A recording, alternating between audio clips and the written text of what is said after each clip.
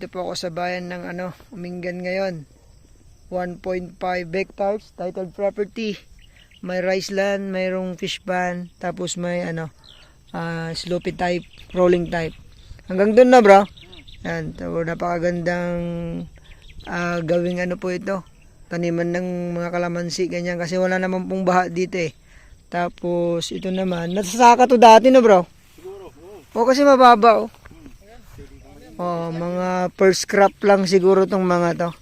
So may tayo dito. May duhat. Ayan. So maganda rin tong gawing alagaan ng manok panabong. Pwede. Kasi maganda po yung pagka-slope ng property. Tapos doon pa, nahati pa 'yon.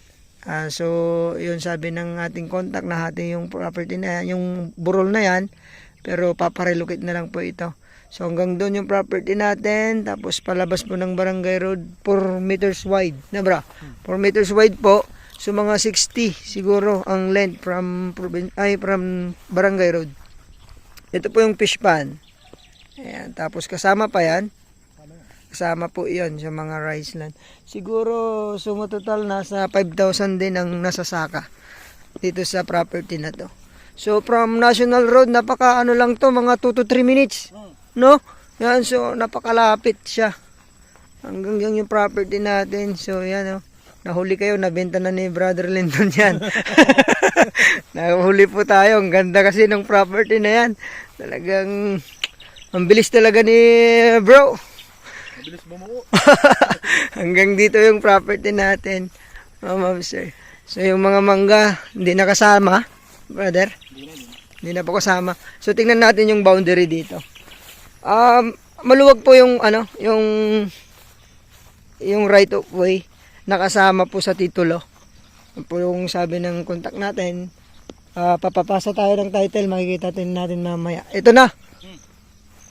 Oh, yan. Yung boundary, pag ganyan po. Tapos pag ganun. So tignan natin yung lot plan nito. Tapos pag ganun naman, dikit dun sa nabinta niya, bro. Oh, bakod. Ayan, bakod. So nakabakod na sa kabila. Tapos ito naman yung right of way natin. So sa mga po, pwedeng mag-alaga ng hayop dito. Ayun po pala, sarado na, bro, no? Hindi na po yan, nang alaga dyan? Wala. Rambutan na yan ngayon, rambutan farm. Fruit bearing na. So ito na po yung right of way, mga ma'am sir. Pag ganon, so maluwang to. Yung right of way, 4 meters. Kasya truck, bro. Kasya truck. So, itong barangay road po dyan, yun nga sabi nila, masisimento yan kasi through and through po yan. Papuntang Kasilan ba, bro? San Vicente. San Vicente yung pa ganon, tas Kasilan yung pa ganon. Actually, nag-start na po yun doon na sinisemento. Nag-start na. So, farm to market road, tapos yung from cemented road to, mga lang siguro to, mga 100, no? 100 meters. Wala pa Yung from cemented road. Tapos, cemented road from National Road. Siguro 2 kilometro yan. Pwede, no?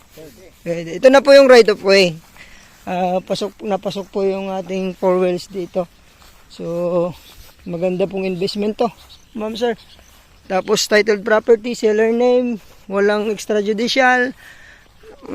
Bayad naman na po yung kanyang annotation sa likod. Pero papasa tayo ng title kay Bro Lyndon para mapasa po natin. Ayan po, nandyan na po yung barangay road. Yung sa motor natin. Sayang nahuli kami Nakarami na si Brother Lyndon dito sa Umingan Ayan po. So ito yung right of way. So wala pong magsasara na daan. Kasi naka-indicate sa property, sa title. Naka-indicate po yung ating right of way. So wala tayong problema sa right of way, sir. Tapos ito, barangay road na siya. Ayan. Oo nga, wala pang 100 meters yung cemented road. Nandiyan na po yung cemented road. So ito, dating may power to, pero ngayon nakat na. Pero someday magbubukas din to. Kasi may mga property na po dyan. may mga nakabenta po dyan, nakabili. Ito naman, yung sinasabi kong papuntang San Vicente. So ayun, tatlong labasan tong property na to mga ma'am sir. Diretsong Kasilan, diretsong highway. Ayan. So, ayan, ang price po ni seller dito, 2 million. Sagot niya po ang capital gains at siyempre sa agent niya, willing to negotiate naman. No? So, kahit tayo po makipag-negotiate personal sa ating seller. Thank you po. God bless po sa ating lahat.